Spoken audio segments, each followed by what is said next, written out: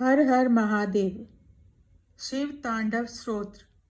शिवजी के बालों से बहने वाले जल से उनका कंठ पवित्र है और उनके गले में सांप है जो हार की तरह लटका है और डमरू से डमट डमट डमट की ध्वनि निकल रही है।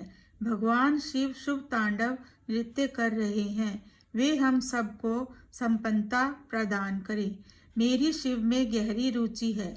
उनका सिर अलौकिक गंगा की बहती लहरों की धाराओं से सुशोभित है जो उनकी बालों की उलझी जटाओं की गहराई में उमड़ रही है, जिनके मस्तक की सतह पर चमकदार अग्नि प्रज्वलित है और जो अपने सिर पर अर्धचंद्र का आभूषण पहने है। मेरा मन भगवान शिव में अपनी खुशी खोजे।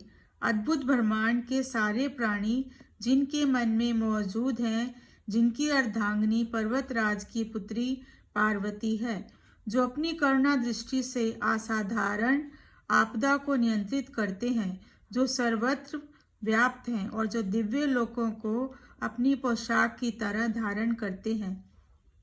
मुझे भगवान शिव में अनोखा सुख मिले, जो सारे जीवन के रक्षक हैं। उनके रेंगते हुए सांप का फन लाल भूरा है और मणि चमक रही है। ये दिशाओं की देवियों के सुंदर चेहरों पर विभिन्न रंग बिखेर रहा है, जो विशाल मदमस्त हाथी की खाल से बने जगमगाते दुशाले से ढका है। भगवान शिव हमें संपन्नता दे, जिनका मुकुट चंद्रमा है, जिनके बाल लाल नाग के हार से बंधे हैं, जिनका पायदान फूलों की धूल के बहने से गहरे रंग का हो गया है, जो इंद्र विष्णु और अन्य देवताओं के सिर से गिरती है। शिव के बालों की उलझी जटाओं से हम सिद्धि की दौलत प्राप्त करें, जिन्होंने कामदेव को अपने मस्तक पर जलने वाली अग्नि की चिंगारी से नष्ट किया था, जो सारे देवलोकों के स्वामी द्वारा आदरणीय हैं, जो अर्धचंद्र से सुशोभित हैं। मेरी रुचि भगवान शिव में है, जिनके 3 नेत्र हैं, जिन्होंने शक्तिशाली कामदेव को अग्नि को अर्पित कर दिया। उनके भीषण मस्तक की सतह डगत डगत की ध्वनि से जलती है। वे ही एकमात्र कलाकार हैं जो पर्वतराज की पुत्री पार्वती के स्तन की नोक पर सजावटी रेखाएं खींचने में निपुण हैं। भगवान शिव हमें संपन्नता दे। वे ही पूरे संसार का भार उठाते हैं, जिनकी शोभा चंद्रमा है, जिनके पास अलौकिक गंगा नदी है, जिनकी गर्दन गला बादलों की पत्तों से ढकी अमावस्या की अर्धरात्रि की तरह नीली है।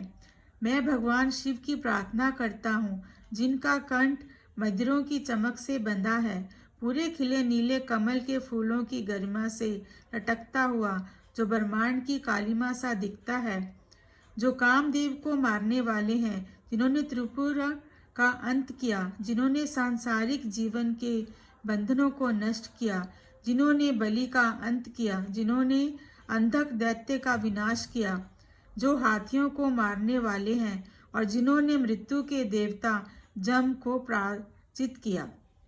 मैं भगवान शिव की प्रार्थना करता हूँ, जिनके चारों ओर मधुमक्खियाँ उड़ती रहती हैं, शुभ कदम के फूलों के सुंदर गुच्छे से आने वाली शहद की मधुर सुगंध के कारण, जो कामदेव को मारने वाले हैं, जिन्होंने त्रिपुर का अंत किया, जिन्होंने सांसारिक जीवन के बंधनों को नष्ट किया, जिन्होंने बलि का अंत किया, जिन्होंने अंधक दैत्य का विनाश किया, जो हाथियों को मारने वाले हैं और जिन्होंने मृत्यु के देवता यम को पराजित किया।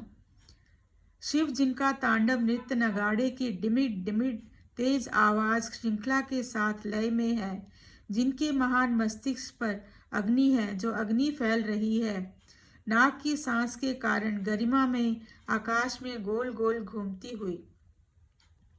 मैं भगवान सदाशिव की पूजा कब तक कर सकूंगा।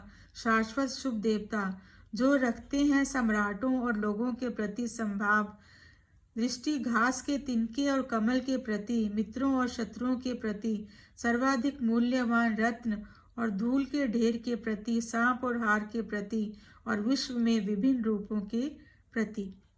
मैं कब प्रसन्न हो सकता हूँ। अलौकिक नदी गंगा के निकट गुफा में रहते हुए अपने हाथों को हर समय बांधकर अपने सिर पर रखे हुए अपने दूषित विचारों को धोकर दूर करके शिव मंत्र को बोलते हुए महान मस्तक और जीवंत नेत्रों वाले भगवान को समर्पित।